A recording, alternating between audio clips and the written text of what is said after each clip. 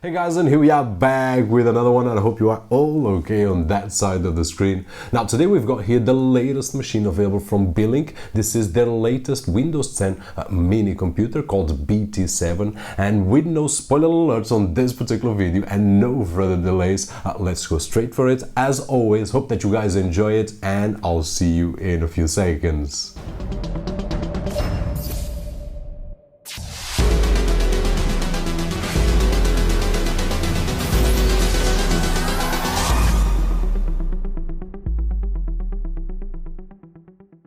And here we are with the Beelink BT7 mini PC that features the Intel quad-core Z8700, 4GB of DDR3 Ram, 64GB of Emmc Flash Storage, and 256GB on a M.2 SSD with Windows 10. And regarding our usual and quick unboxing experience, once we open the package we'll find a quick user guide and a CD with drivers, the Beelink BT7, one VESA adapter, a power adapter, two HDMI cables, one of them short that can be very useful if you want to use the machine on the back of a monitor or a TV. And in terms of the build quality, it's all made of aluminium that makes it really robust and also gives a more premium look. And I particularly really like those cut off edges on the top that makes the machine stand out. And now taking a closer look at the front, we will find a power LED, on the left hand side some air vents, on the right one full-sized SD card slot,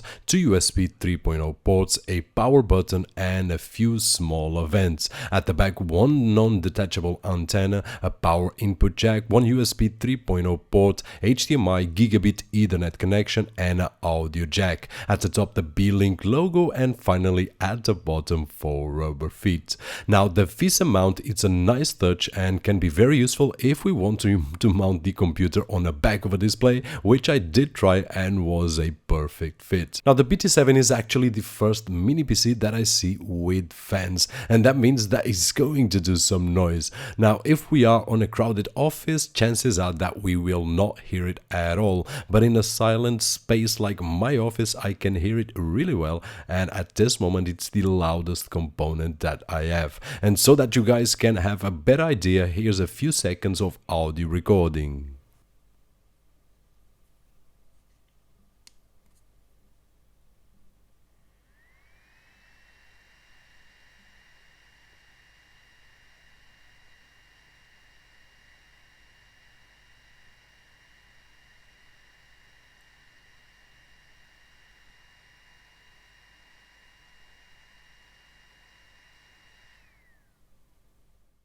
So regarding the setup, as usual, we will be guided by the Windows 10 setup wizard, and in no time we will be ready to use it. And as always, I did check it out and it has a full Windows 10 license activated. And in terms of storage, this particular model comes with a 64GB of Emmc Flash Storage as a boot drive and a 256 gigs on a M.2 SSD that it's optional. And moving to our usual benchmarks on the disk speed test, we got 65 megabytes on write and 130 megabytes on reads on the boot drive. And on the M.2 SSD, we got 227 megabytes on writes and 340 on reads. On the Wi-Fi connection, we got 39 megabits of download speed and 20 on upload speed. And on the Ethernet connection, 100 megabits of download and 20 of upload, which is basically the maximum of my connection.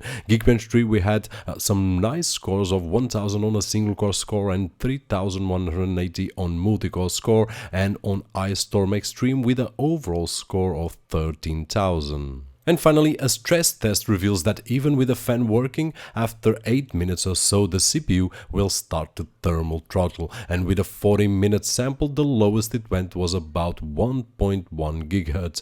Now this on a normal usage won't show up, but it did on this stress test, which is part of my Windows 10 mini computer's benchmarks. Okay, and benchmarks aside, I did test it out on Excel, PowerPoint and Word, and the BT7 is more than capable of achieving these tasks, or even some light editing in Photoshop as we have seen on other similar machines, and the BT7 was no exception, handling just fine. Now we cannot go crazy, but for the everyday tasks will be more than capable. And in the gaming department, the BT7 shows that it's capable of playing any game on the Windows Play Store as expected for the mobile platform, and it did a good job with Asphalt 8 Airborne and World of Tanks, as we can see on screen. Now, regarding desktop gaming, we are limited to old and simple titles like Worms Crazy Golf and similar games. And of course, as expected, it did a great job on game streaming. I did play with Gas Guzzler, and the results were awesome. Great response with no delay at all, as we have seen with these small machines with the Intel Cherry Trail CPUs. And finally, I did test it out as a media player using Kodi, which at the moment of the recording is version 16.1, and it was able to play movies up to 4K with H264 and H265 codecs. Now, the samples played were Big Bug Bunny, Tears of Steel and Sintel at 8-bit, and the results were great. The movies are, as usual, all streamed across my network from my NAS. Now, the only suggestion that I would make here is if you are planning to get a device as a media player and you want to use it on a silent environment like a bedroom, I would avoid the BT7 and would go instead for a dead silent system like the BT3 for a totally silent operation. So in conclusion, guys, things that I did like the most were the design and great build quality of the Beelink BT7, the large and fast storage options, including inserting our own M.2 SSD, and finally attention to details by including a Fisa Mount for the computer.